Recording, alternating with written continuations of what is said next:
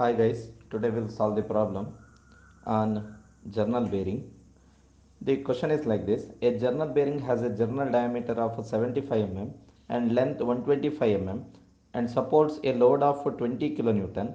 The shaft speed is 1000 rpm. It is desired that operating bearing surface temperature is not to exceed 75 degrees Celsius and room temperature is 30 degrees Celsius. The oil used has a viscosity of 0.01 Newton second per meter square at 115 degrees Celsius.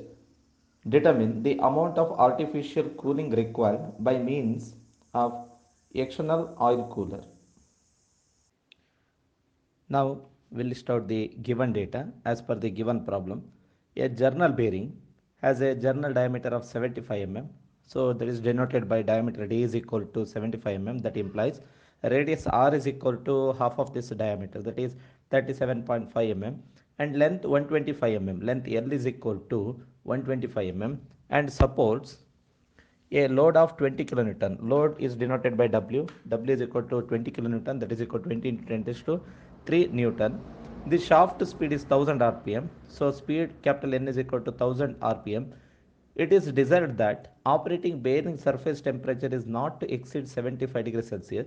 So here minimum temperature to be attained, sorry, maximum temperature to be attained by a bearing he has given T suffix B, that is equal to 75 degrees Celsius, and room temperature is 30 degrees Celsius as per the data handbook, that is denoted T suffix A atmospheric or room temperature. T suffix A is equal to 30 degrees Celsius. The oil used has a viscosity of 0.0 Newton second per meter square.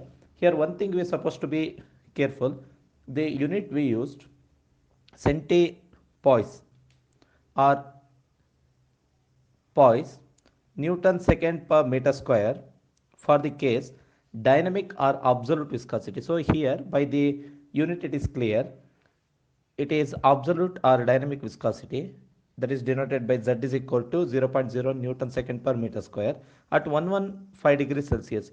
So here all temperature he has given T naught, that is equal to 115 degrees Celsius. Determine the amount of artificial cooling required by means of external oil cooler. So here here he asked to find the value of amount of artificial cooling is required or not, that is denoted by Q, that we need to find. Here now next step is listing out the formulae that is required for the solution of this problem.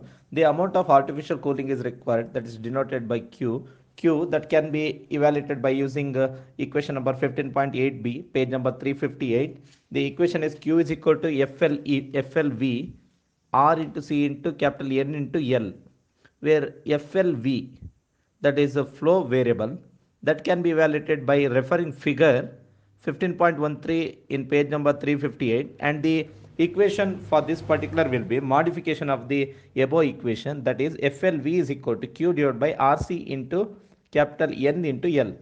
Next B, that is while evaluating the value of flow variable in figure 15.13, we need the characteristics number, bearing characteristics number, that we need to find, that is denoted by S, and that will be given by the equation number in the figure itself. It is there also in the equation also, it is there in figure 15.6a, page number 354, that we need to refer. Bearing characteristics number S is equal to R by C into Zn by P into 10 raised to minus 3 second per minute. In some of the textbook he went with the no unit.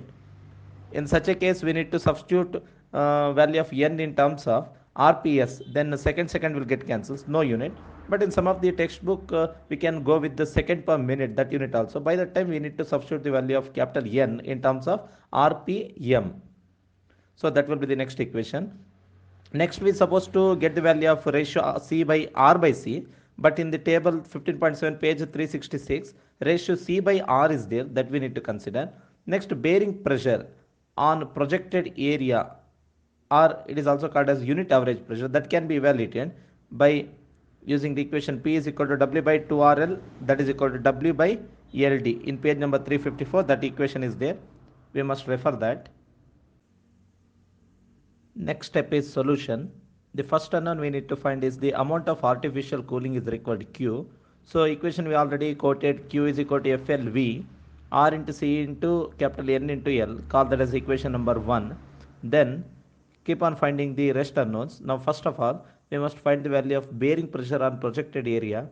That can be evaluated by using the equation P is equal to W divided by L into D, or that equation is W divided by 2 into R into L. That equation is modified as W divided by L into D, since he has given the diameter instead of radius.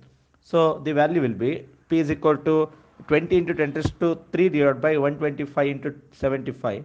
The pressure, bearing pressure or average pressure will get as P is equal to 2.13 Newton per mm square. This we need to find first. Soon after getting the value uniform pressure, we must find the ratio Zn by P, that is equal to 0.01, that is Newton second per meter square. What is the absolute viscosity he has given? Suppose he given that value in terms of poise or something, centipoise or strokes, that we need to convert into Newton second per meter square. Later only we need to substitute. So here the value he has given, that is 0.01 into capital N is equal to speed, that is 1000. Please keep in your mind here speed we supposed to substitute in terms of RPM, and divided by P, uniform pressure. P is equal to 2.13. Therefore Zn by P, that is equal to 4.69. This value we have to get. Soon after getting the value Zn by P, next we supposed to get the value, try to get the value C by R. Now by referring table 15.7 page number 366, by assuming application is for a steam locomotive, so ratio C by R he has given as 0.001, that we need to consider. Therefore C is going to become 0.001 into radius, diameter he has given 75, obviously radius is 37.5. Use that, we are getting the value C is equal to 0.0375. that much mm we can consider. Next, very important entity is bearing characteristics number S. For this also equation we have already quoted, that is equal to S is equal to R by C into Zn by P into 10 raised to minus 6 second per minute. Substitute the value, we are getting the bearing characteristics number S is equal to 4.69 second per minute. This value we have to get. Soon after getting the bearing characteristics number, now we must refer a figure in page number 358, that is figure 15.13, oil flow variable without side flow. Here the condition he has not given, but we are considering that as a without side flow. And one more entity here, he has not given which type of bearing it is. That is entirely depends on, in the curve it is clear here that nature of graph is there for different angles. So in that I took for beta, that is equal to 360 degree, that is nothing but full journal bearing. Half journal bearing is nothing but beta is equal to 180 degree. So here I considered full journal bearing, beta is equal to 360 for the corresponding curve, 360 topmost curve for the corresponding, by considering the bearing characteristics number just now what we have got, that is 4.69 second per minute. Use that particular value, you are getting a flow variable in y coordinate, that value comes around 2.9. this value we have to get, flow variable FLV, that is equal to Q divided by RCNL, that is equal to 2.9. Now soon after getting the value of flow variable, now we need to substitute these values in equation number 1, that is Q is equal to FLV into R into C into capital N into L. Now keep on substituting the values, we will get flow variable is 2.9 into radius is equal to 37.5, C is equal to 0.0375 into speed N, that is 1000 into length L, that is 125. Substitute this value, we are getting artificial cooling required amount is Q is equal to 509.7 into 10 raised to 3 meter cube per minute. 509.7 into 10 raised to 3 meter cube per minute. This is the required answer for this particular solution. Yes, thank you all.